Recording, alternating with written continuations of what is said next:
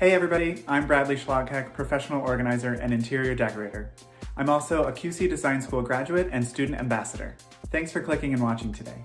In this video, I'll be talking about some signs that show you are destined to become a professional organizer, and some great tips for how to get started on becoming a professional organizer in 2021. To get started, here are 4 signs that show you would thrive in the world of professional organizing. All of these skills are so relevant and more importantly useful when you're working as a professional organizer. Our first sign is you're organized. Of course, if you love mess and creating order brings you a sense of accomplishment, becoming a professional organizer might be right for you. Some people just don't know where to start. They don't have an organized bone in their body, and they can't see things the way that an organized person can. If you're naturally organized, you can turn that skill into a job and help others. Our next sign is you're creative. Being a professional organizer takes a creative mind in order to see different ways of creating order. If you're the creative type, you can see the many different ways something can be folded, or all the ways that storage boxes can be put on a certain size shelf. You can also use that creativity to breathe new life into tips, tricks, and ideas for organizing on every job. Our third sign that you're destined to become a great professional organizer is that you're a great communicator. In order to create a functional space, a professional organizer needs to ask the right questions and communicate with their client. They need to understand what is and what isn't going to work for a certain space. Communication with a client before, during, and after a job will ensure that they're happy with the outcome.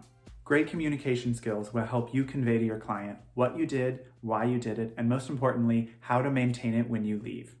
Our last sign is that you're a problem solver. Sometimes things don't go as they're planned. Client may cancel or have a schedule change, you measured something wrong, or a client may really want to keep those 20 pairs of sweatpants. A professional organizer has to think on their feet and be able to problem solve.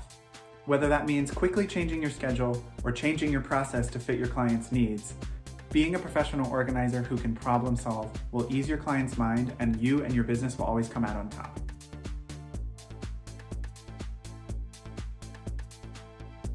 Let's talk about how to become a professional organizer with 4 tips for getting started in 2021.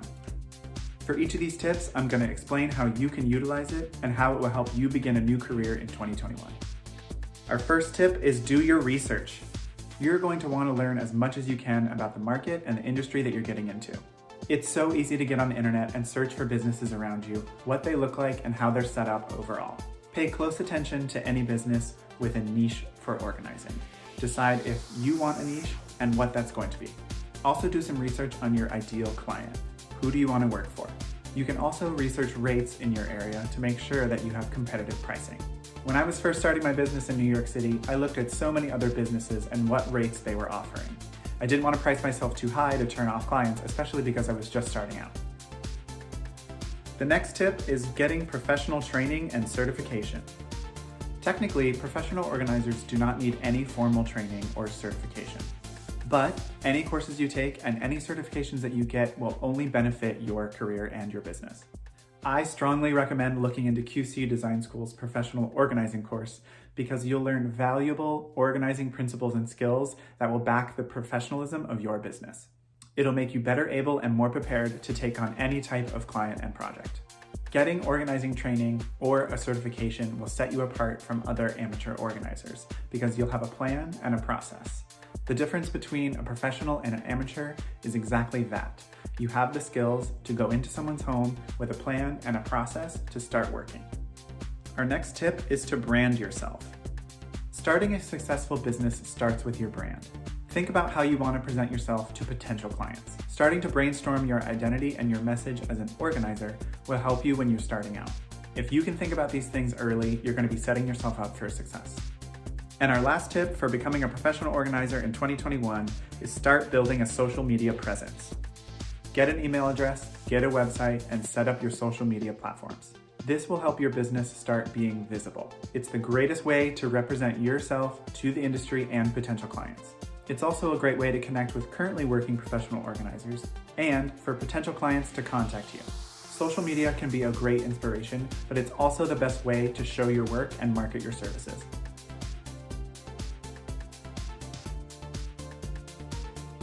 Let's talk about some mistakes to avoid when you're starting a career in the design industry. Number 1, being judgmental.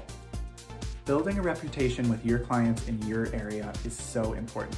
When you're entering someone's home, you have to realize that they're paying you for a service. But you're also a guest in their home. Professional organizing can be deeply personal, and it needs to be a judgment-free zone. Your job is to uplift and help your clients see a different way of looking at their stuff. The best way to get a bad reputation is turning off a client with hurtful judgment. Not everyone can be tidy and organized, and that's why they've called you. Our second mistake to avoid when starting your career is underestimating yourself. This is all about you. Be confident about your services and your goals, and people will be attracted to that. Know what your skills and your services are worth before starting out, even though things might be give and take in the beginning. If you don't believe in what you're selling, no one else will. Don't discount your hard work and what you've put into starting this new career. Our last mistake to avoid is ignoring your paperwork. So this starts with learning a little bit about running a business and general business practices. The paperwork I'm talking about is client contracts, client tracking, income and expenses, and scheduling. Business finances are so important to keep track of, especially when it comes to tax season. You're setting yourself up to fail if you don't keep on your paperwork. If you don't set up these things in the beginning, you're not going to be able to schedule new clients when they start coming in, you're not going to be protected when they aren't signing contracts, and you're not going to know the success of your business if you don't track your finances. You'd be setting yourself up to fail.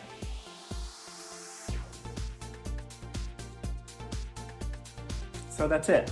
Thanks for watching, and I hope this sparked some of you into thinking that professional organizing could be your new career. If you liked this video, click like down below, comment, and subscribe to QC's channel. Again, I'm Bradley Schlagheck. You can connect with me on social media at BradleyRyanHomeOrg or in QC Design School's virtual classroom on Facebook. Stay well, and thanks again. Till next time.